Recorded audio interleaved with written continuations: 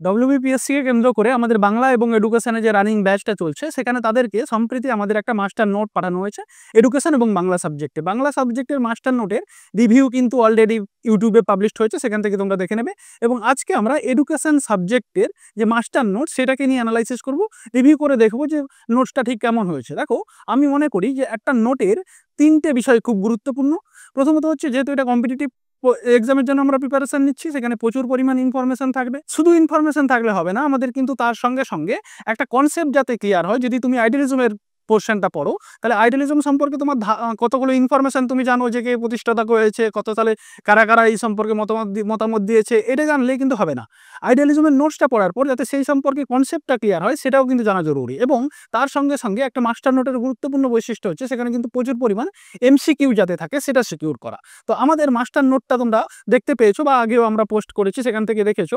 এই মাস্টার এডুকেশনের মাস্টার নোটটা দেখে তোমাদের মনে হচ্ছে যে এত মোটা বা ভলিউমটা এত বড় যে আমাদের এত কিছু পড়তে হবে, বেসিক্যালি কিন্তু এটা নয়। আমাদের এই যে নোটটা, এটা বাইল্যাঙ্গুয়ালে লেখা, অর্থাৎ বাংলা এবং ইংরেজি দুটো ভাষাতেই লেখা আছে। কারণ আমাদের যে এখন সম্প্রতি পরীক্ষাগুলো হচ্ছে, যেমন ডব্লিউবিসি এর ধরতে পারো, মাদ্রাসার যে পরীক্ষাটা হলো, সেখানে কিন্তু বাংলা এবং ইংলিশ দুটো ল্যাঙ্গুয়েজে প্রশ্ন হচ্ছে। তাই আমাদের নোটসটা কিন্তু আমরা সেভাবেই সাজিয়েছি যাতে বাংলা এবং ইংলিশ দুটোই থাকে। এবং এছাড়াও তোমাদের ক্ষেত্রে, আমাদের বেশিরভাগ আমরা বাংলা মিডিয়াম থেকে পড়াশোনা করছি তো ছাত্রছাত্রীরা, তো সেক্ষেত্রে ইংলিশটা প্রথমে পড়তে এবং বুঝতে সমস্যা হয়। তার জন্য বাংলা এবং ইংলিশকে নিয়ে আমরা কিন্তু এই নোটটা সাজিয়েছি। আজকে আমরা এই মাস্টার নোটের সমগ্র বিষয়ের ভেতরে কি আছে, কন্টেন্ট কীরকম আছে, কন্টেন্টগুলোকে কীভাবে রিপ্রেজেন্ট করা হয়েছে, কি এমসিকিউগুলোকে কীভাবে রিপ্রেজেন্ট করা হয়েছে, সমস্ত বিষয়গুলোকে নিয়ে আলোচনা করব। এটা হচ্ছে আমাদের এডুকেশন সাবজেক্টের মাস্টার বুকের ফ্রন্ট পেজ। এরপরে আমাদের কিছু বেসিক ইনফরমেশন, তারপরে দেখবে যে কন্টেন্ট বা সূচিপত্র দেওয়া আছে। এখানে আমাদের 10টা ইউনিট, যেটা মাদ্রাসা, এসএসসি বা অন্যান্য আমাদের ওয়েস্ট বেঙ্গলের যে কম্পিটিটিভ এক্সামগুলো হয় এডুকেশনের উপর বেস করে, তার সিলেবাসের উপর বেস করে আমরা এখানটায় বানিয়েছি। এবং প্রতিটা ইউনিটে দেখো ইউনিট 1A এবং ইউনিট 1B, অর্থাৎ প্রতিটা ইউনিটে দুটো করে সাব ইউনিট আছে এবং প্রতিটা ইউনিট ধরে ধরে এমসিকিউ দেওয়া আছে। এবং সমস্ত বিষয়গুলো কিন্তু বাইল্যাঙ্গুয়ালে দেওয়া আছে। দেখো, প্রথম যে চ্যাপ্টারটা বা প্রথম যে ইউনিটটা, unit 1 philosophical foundation of education, এর ইউনিট 1 পার্ট এ। এখানে দেখো প্রথমত মিনিং অফ ফিলোসফি বা দর্শনের অর্থ কি, সেখানে যে যে জায়গায় আমাদের ইংলিশের বাংলা প্রয়োজন সেখানে বাংলা দিয়েছি।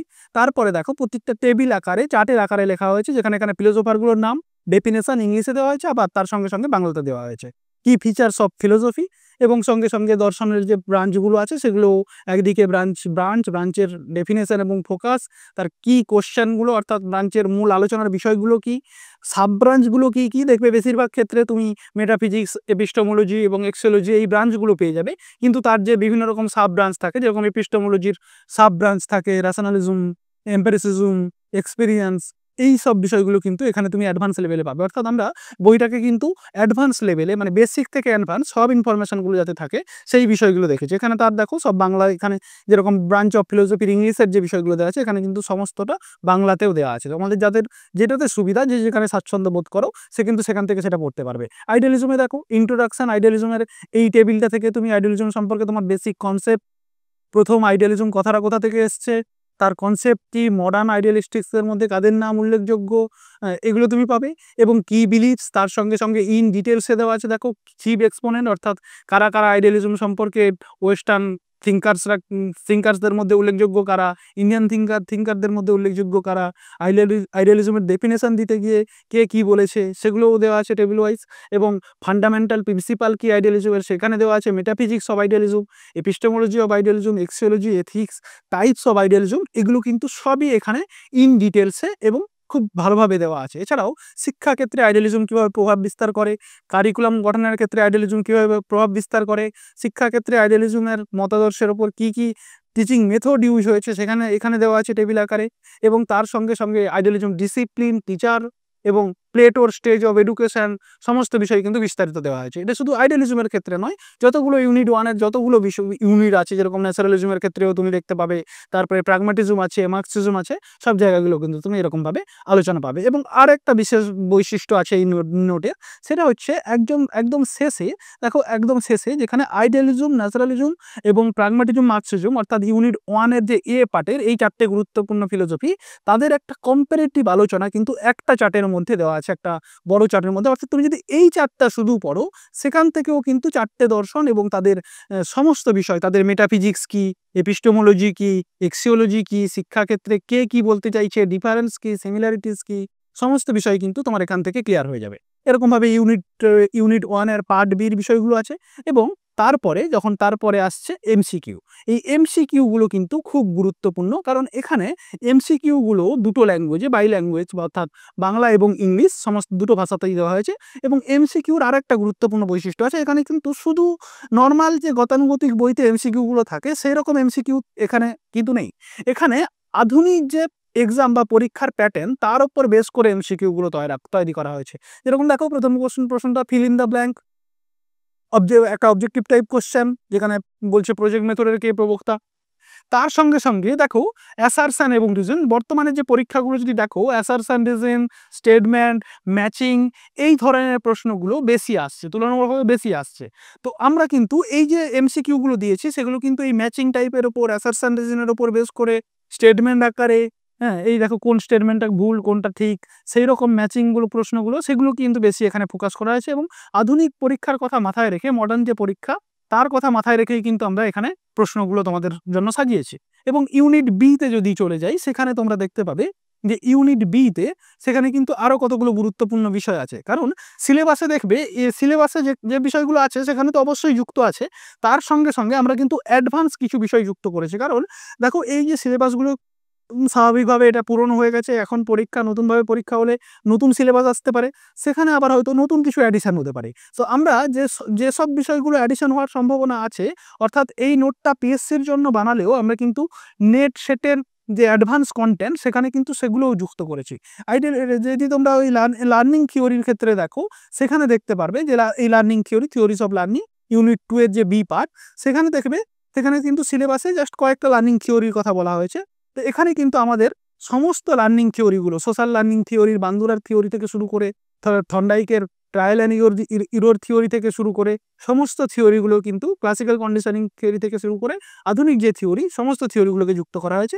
এবং ইউনিট 2 এর যদি এমসিকিউ কোশ্চেনগুলো দেখো, সেখানেও দেখবে প্রচুর পরিমাণে ম্যাচিং টাইপ কোশ্চেন দেওয়া হয়েছে এবং আধুনিক যে প্যাটার্নের যে প্রশ্নগুলো হচ্ছে, সেগুলো কিন্তু যুক্ত করা হয়েছে।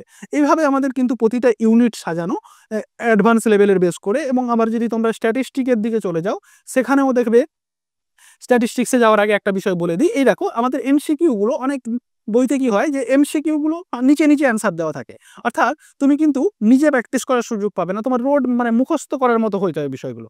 এখানে কিন্তু তুমি এমসিকিউ গুলো পড়ে প্রথমে অ্যান্সারগুলো একটা শিটে লিখবে, তারপরে দেখো শেষে আমাদের একটা অ্যান্সার টেবিল বা অ্যান্সারের একটা টেবিল তোমাদের সামনে দেওয়া হয়েছে, সেখান থেকে কিন্তু অ্যান্সারগুলো ম্যাচ করবে, বা অ্যান্সার শিট, সেই অ্যান্সার শিট থেকে তুমি কিন্তু ম্যাচ করাতে পারবে। অর্থাৎ এখানেই কিন্তু তোমার অটোমেটিক একটা টেস্ট হয়ে যাচ্ছে। প্রতিটা ইউনিট থেকে 100টা করে এমসিকিউ দেওয়া হয়েছে এবং মেজারমেন্ট, ইভালুয়েশন পার্টগুলো থেকে ডিটেলসে সমস্ত বিষয়গুলোকে আলোচনা করা হয়েছে।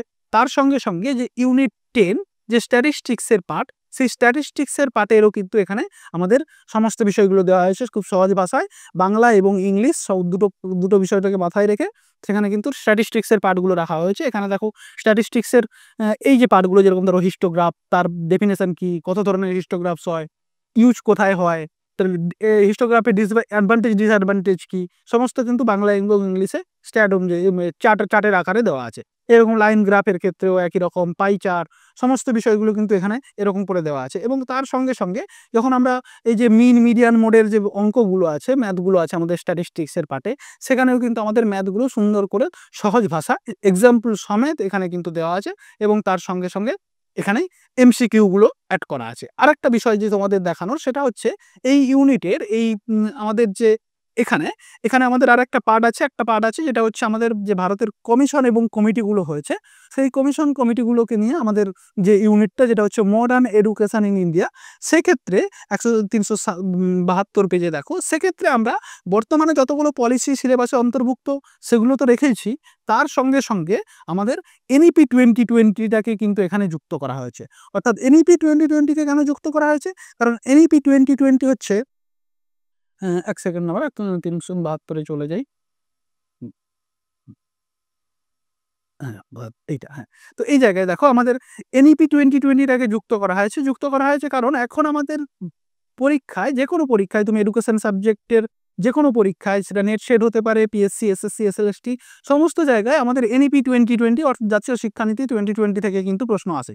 তো এখানে এনইপি 2020 সম্পর্কে ডিটেলস এক্সেপ্ট এগুলো কিন্তু দেওয়া আছে। কারণ এনইপি 2020 স্ট্রাকচার, এডুকেশন স্ট্রাকচার, কি হায়ার এডুকেশনের ক্ষেত্রে কি রিকমেন্ডেশন করেছে, কি ভোকেশনাল স্কিল ডেভেলপমেন্টের ক্ষেত্রে, টিচার এডুকেশনের ক্ষেত্রে, ডিজিটাল এডুকেশনের ক্ষেত্রে, সমস্ত জায়গায় সমস্ত ক্ষেত্রে কি ইনিশিয়েটিভস বা কি পদক্ষেপগুলো নিয়েছে, সেগুলোও কিন্তু এখানে অ্যাড করা হয়েছে। অর্থাৎ যতটা অ্যাডভান্স করা যায় সেই নোটবুকটাকে কিন্তু ততটা অ্যাডভান্স করা হয়েছে।